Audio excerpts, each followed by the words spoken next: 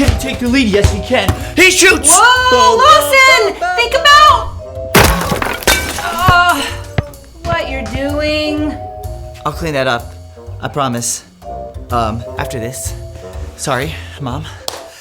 Anyways, hey kids, I'm Lawson, and today I've got an amazing story that is apparently as much for me as it is for you.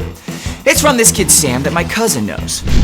Now, Sam's math homework is super tough. In fact, it's seriously straining his brain.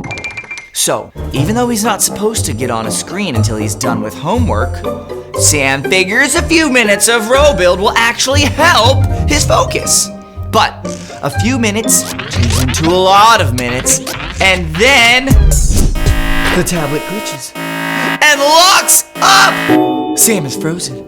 He can't fix the tablet, but if he shows Mom, she'll know that he was playing a game before finishing math. Just then, the doorbell rings. It's Zeke from next door. He's brought over a package that got delivered to the wrong house. Zeke's like, "What's up, bro?" And Sam is so stressed out that he spills the whole story. He wonders, what should I do? And Zeke says, there's no way Sam can tell his mom what really happened. Sam should say the dog sat on it.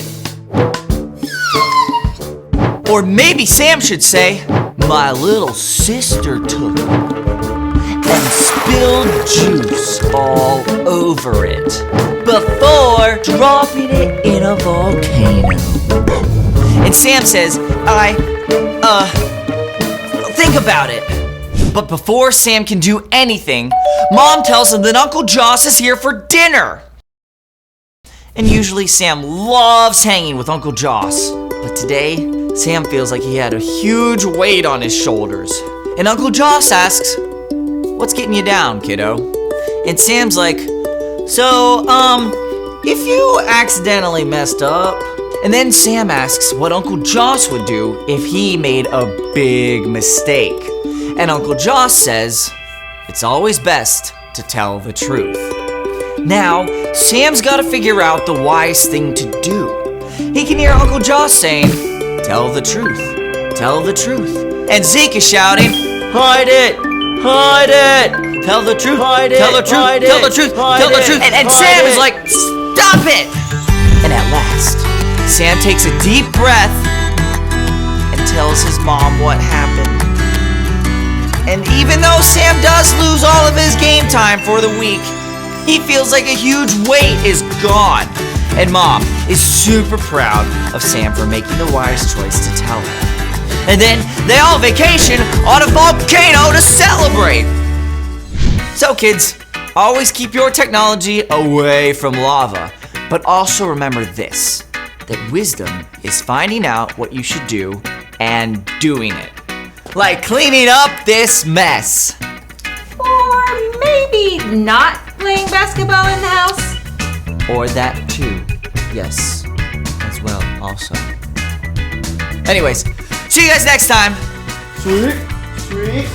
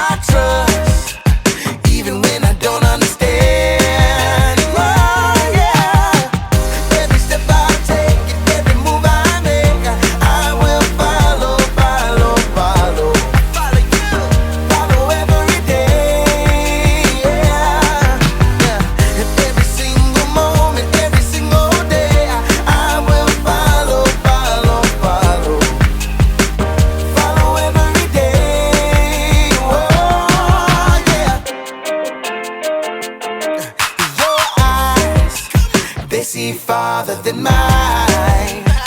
You know it. Your hand is reaching out for my hand. Yeah, you're good. Oh, my Savior, you're good.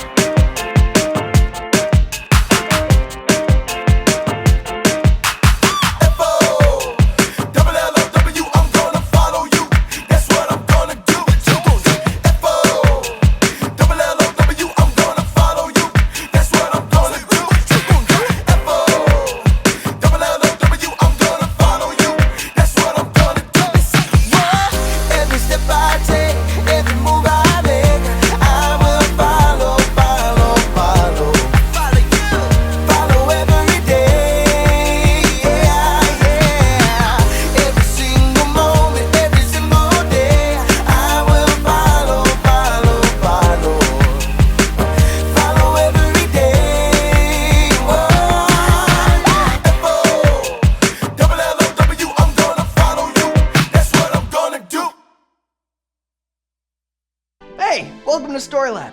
This week we're taking a look at a story that did not go swimmingly.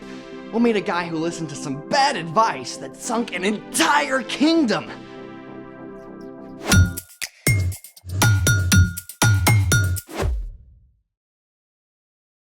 Hey, I'm Carter. And I'm Zeke. All month, we're talking about ways that we can grow in wisdom, just like Jesus did. Is that a challenge? I guess so. Great, because I've got a snack challenge for you. Oh, thanks. You need context, my friend. The context is that you just offered me a snack and then took it away. This is a beta snack challenge. Those really colorful fish? Those really colorful predatory fish. Okay, but betas don't eat chocolate. We are the betas, and these are brightly colored insects that we're about to eat. This whole thing seems fishy. We're gonna need these, Okay. this, and you get your own. Okay. We've got 20 seconds to capture as many insects as our fishy little mouths can grasp. Okay. But wait! The plot thickens. Hiding amongst the tasty chocolate prey are poisonous fruity insects. Grab one of these chewy fruit suckers and you're a goner. Okay, so let me get this straight.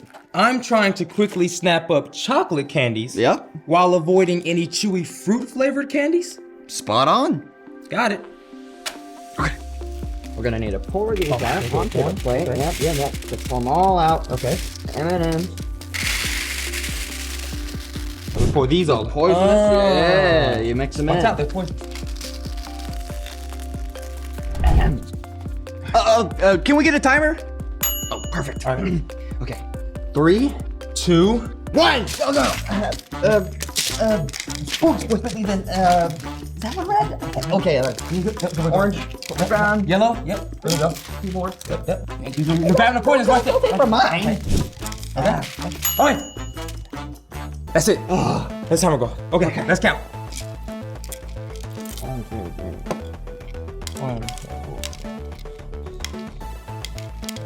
3. 16. 16. 16. Oh, we don't need to worry about the points. What did you notice about our insect snacks? Well, we hardly grabbed any red candies at all. And why is that, my fishy friend? Well, we couldn't grab the red fruity candies, so I guess we just avoided all the red. It's like the red chocolates were camouflaged. Give the man a prize. Camouflage is a tactic that sea creatures and other animals use to disguise their appearance and blend in with their surroundings to avoid predators. There are so many sea creatures that use camouflage, like pygmy seahorses hiding in coral. Is there actually a seahorse in there? Also, this leopard flounder, and this grumpy frogfish. Truly amazing.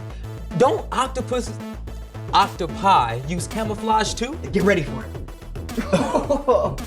Octopi, or cephalopods, have proteins called opsins on their skin. The opsins act as color receptors and allow the octopus to change colors to match their environment. You sure that's not some kind of crazy visual effect on the video? It's for real, honest. It's incredible how the octopi just start to look like whatever they're around, Which is great for an octopus. but not always good for people. Speaking of which, it's time for... The story before the story. Today, we turn to 2 Chronicles, one of the 12 books of history in the Old Testament, beginning with a man named Abraham. God had chosen a special family, the Israelites.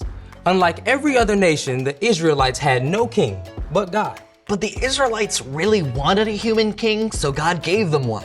The first king, Saul, didn't follow God. But King David and later his son Solomon both ruled wisely. Until the end of Solomon's life, when he foolishly turned away from God and failed to pass on his wisdom to his son, Rehoboam. And that's where our story starts. Take it away. Hey everyone, I'm Brian. Now before we dive into Rehoboam's story, let's take a closer look at Solomon. When he was a young king, Solomon had asked God for wisdom rather than riches or fame, and God made Solomon one of the wisest men to live. In fact, many of Solomon's wise sayings are collected in the book of Proverbs. Here's one verse from chapter 13. Walk with wise people and become wise. A companion of foolish people suffers harm. Pretty clear, huh? But King Solomon did not teach this wisdom to his son Rehoboam, who became king after Solomon died. But hey, even a young, inexperienced king can learn wisdom by asking wise people for advice? Right? You'd think. But here's what actually happened. Solomon had made the Israelites work extremely hard, and they were exhausted. So a man named Jeroboam, along with some of the people, came to see King Rehoboam. King Rehoboam, we are so tired. Your father put a heavy load on our shoulders. Yeah, seriously heavy. Couldn't you make our work a little easier?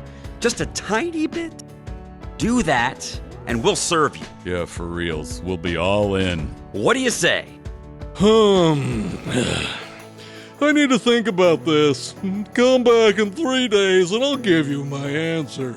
First things first, King Rehoboam went to talk with his advisors, experienced, wise men who had helped his father in years past.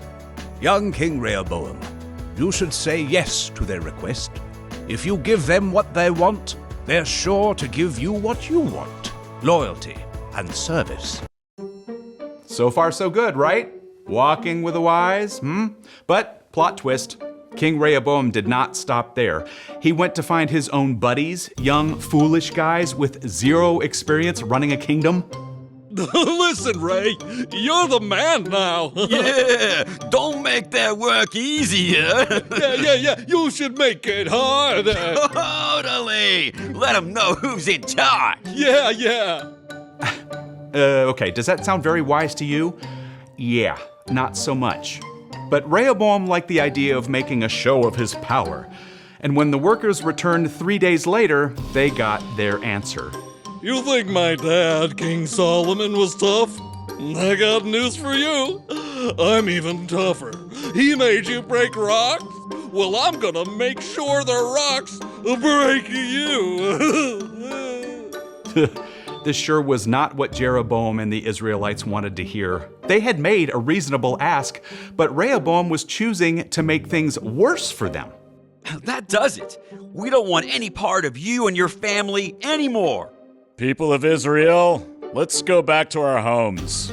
David's royal family, take care of your own kingdom. Yeah, we're out of here.